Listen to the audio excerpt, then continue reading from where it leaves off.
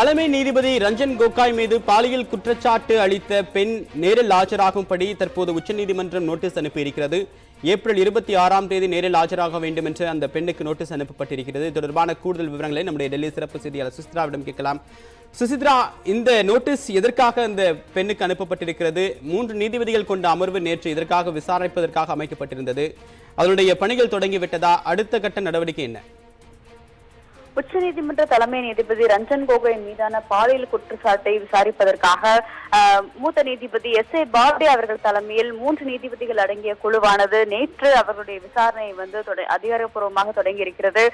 இந்த விசாரணையானது முழுக்க அதாவது நீதிபதிகளுடைய அறையில் நடைபெறுமே தவிர கோர்ட்டினுடைய வளாகத்தில் நடைபெறாது என்ற ஒரு அறிவிப்பையும் நேற்று எஸ்.ஏ. பாப்டே அவர்கள் வெளியிட்டிருந்தார்கள்.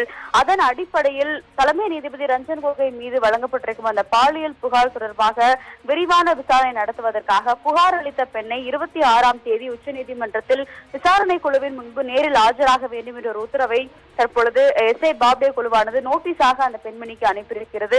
இது தவிர பாப்டே, அதாவது தலைமை நீதிபதி ரஞ்சன் கோகோய்க்கு எதிராக செயல்பட தன்னை வற்புறுத்தியதாக வழக்கறிஞர் உஸ்தவ் பாசின் அவர்களும் ஒரு வழக்கினை தொடர்ந்திருந்தார். அவரையும் இன்று நேரில் ஆஜராவதற்கான ஒரு அறிவிப்பை நேற்று உச்சநீதிமன்றம் வெளியிட்டிருந்தது. தற்பொழுது இன்னும் சற்று நேரத்தில் அந்த வழக்கு விசாரணைக்கு வர இருக்கும் சூழ்நிலையில் தான் தற்பொழுது பாலியல் புகார் அளித்த அந்த பெண்மணியையும் நேரில் ஆஜராக கூறி உச்சநீதிமன்றமானது ஒரு நோட்டீஸை அவருக்கு அதிகாரப்பூர்வமாக வழங்கி இருக்கிறது. நேற்றே, அதாவது மூத்த நீதிபதி எஸ்.ஏ. பாப்டே தலைமையில் மற்ற நீதிபதிகள், அதாவது என்.வி. ரமணா மற்றும் இந்திரா பானர்ஜி அடங்கிய 3 குழுவை பாலியல் குற்றச்சாட்டு தொடர்பான விசாரணைக்காக விசாரணை குழுவாக அமைத்து உச்சநீதிமன்றமானது ஒரு அறிவிப்பினை வெளியிட்டிருந்தது. அதன் முதல் கட்ட நடவடிக்கையாக தான் தற்பொழுது புகார் அளித்த பெண்ணை நேரில் ஆஜராவதற்கான ஒரு சம்மனை நோட்டீஸாக உச்சநீதிமன்றம் அவர்களுக்கு அனுப்பியிருக்கிறார்கள். தேவா, சுசித்ரா, இந்த விவகாரத்தை பொறுத்த வரைக்கும் இன்னொரு வழக்கும் இருக்கு. அதாவது ஒரு வழக்கறிஞர் தாக்கல் செய்த மனுல தனக்கு 1.5 கோடி ரூபாய் லஞ்சம் கொடுக்க முற்பட்டார்கள் தலைமை நீதிபதி மீது வழக்கு தொடர அப்படின்னு சொல்லிட்டு அவர் ஒரு புகார் சொல்லியிருந்தாரு. இந்த மனு மீதான விசாரணை நடைபெற வாய்ப்பு இருக்கா? தற்பொழுது வரையிலும் இன்று அந்த மனுவானது விசாரணைக்கு எடுத்துக் கொள்ளப்படும் என்ற ஒரு அறிவிப்பை தான் நீதிபதி அருண் மிஸ்ரா தலைமையிலான அமர்வானது நேற்று அதிகாரப்பூர்வமாக வெளியிட்டிருந்தார்கள்.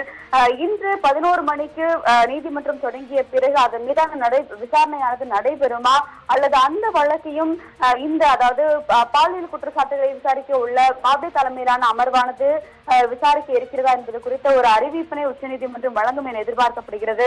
தற்போது வரையிலும் இன்று 11 மணிக்கு நீதிபதி அருண் மிஸ்ரா தலைமையிலான அமர்வானது வழக்கறிஞர் உஸ்தவ் பெயினுடைய அந்த வழக்கினை, அதாவது குறிப்பாக தலைமை நீதிபதி ரஞ்சன் கோகோய்க்கு எதிராக வழக்கு பதிவு செய்து வாதாடுவதற்காக தனக்கு 1.5 கோடி ரூபாய் கொடுக்க முன்வந்ததாக ஒரு வழக்கினை அவர் பதிவு செய்திருந்தார். அந்த வழக்கின் மீதான விசாரணையை எப்பொழுது நடத்துவது என்பது குறித்த ஒரு விரிவான அறிவிப்பு இன்னும் சற்று நேரத்தில் உச்சநீதிமன்றத்திலிருந்து வெளியே வரும். தேவா, சுசித்ரா, இந்த உச்சநீதிமன்ற தலைமை நீதிபதி ரஞ்சன் கோகாய் மீது பிறப்பிக்கப்பட்ட இந்த பாலியல் குற்றச்சாட்டு தொடர்பான வழக்குல நிறைய கேள்விகள் முன்வைக்கப்படுது. ஒன்று, தலைமை நீதிபதி மீள வைக்கக்கூடிய குற்றச்சாட்டு நிறைய உள்நோக்கம் கொண்டது அப்படின்ற கருத்தை அவர் சொல்றாரு. இது நீதித்துறைக்கு களங்கம் விளைவிக்கக்கூடிய செயல், அச்சுறுத்தலுக்கு உள்ளாயிருக்கு அப்படின்ற ஒரு கருத்தையும் அவர் செய்தியாளர் சந்திப்பில் சொல்றாரு.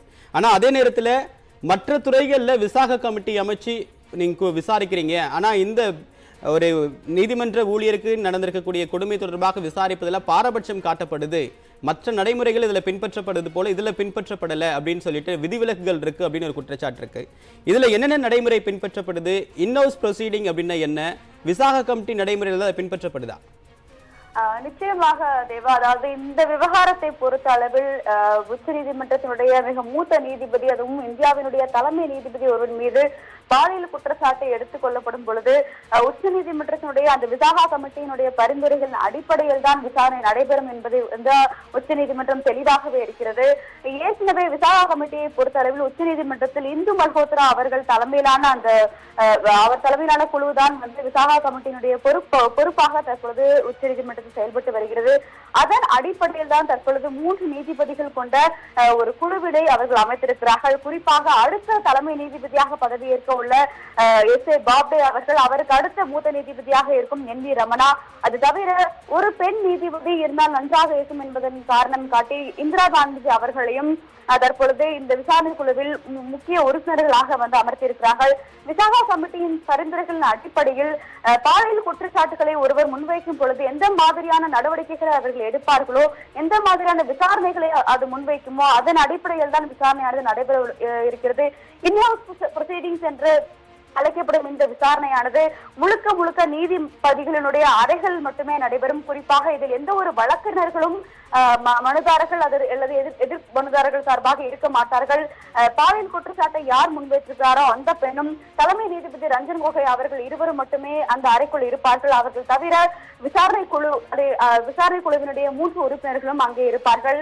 அவர்கள் முன்வைக்கும் வாதங்கள் மற்றும் ஆதாரங்களின் அடிப்படையில் தான் இந்த வழக்கினுடைய இறுதி முடிவானது எட்டப்படும் என எதிர்பார்க்கப்படுகிறது.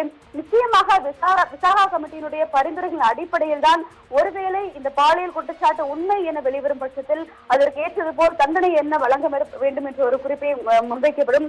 அல்லது இந்த விவகாரமானது பொய் என அழைக்கப்படும் பட்சத்தில் அபராதம் எவ்வளவு விதிக்கப்பட வேண்டுமோ அது விதிக்கப்பட்டு அல்லது அதற்கு கூடுதலாக என்ன தண்டனை வழங்க வேண்டுமோ அதனை வழங்குவதற்கான பரிந்துரையும் நீதிபதி எஸ் ஏ பாப்டே தலைமையிலான குழுவானது முன்வைக்கும். தேவா, உச்சநீதிமன்ற தலைமை நீதிபதி ரஞ்சன் கோகாய் மீதான பாலியல் குற்றச்சாட்டு வழக்கில் விசாரிப்பதற்காக நேற்று 3 நீதிபதிகள் கொண்ட அமர்வு அமைக்கப்பட்ட நிலையில் இன்று அந்த புகார் அளித்த பெண்ணுக்கு நோட்டீஸ் அனுப்பப்பட்டிருக்கிறது. ஏப்ரல் 26ஆம் தேதி நேரில் ஆஜராகும்படி நோட்டீஸ் அனுப்பப்பட்டிருக்கிறது. தொடர்பான பல்வேறு விவரங்களை கொடுத்தீங்க சுசிரா. உங்களோட விரிவான தகவல்களுக்கு நன்றி.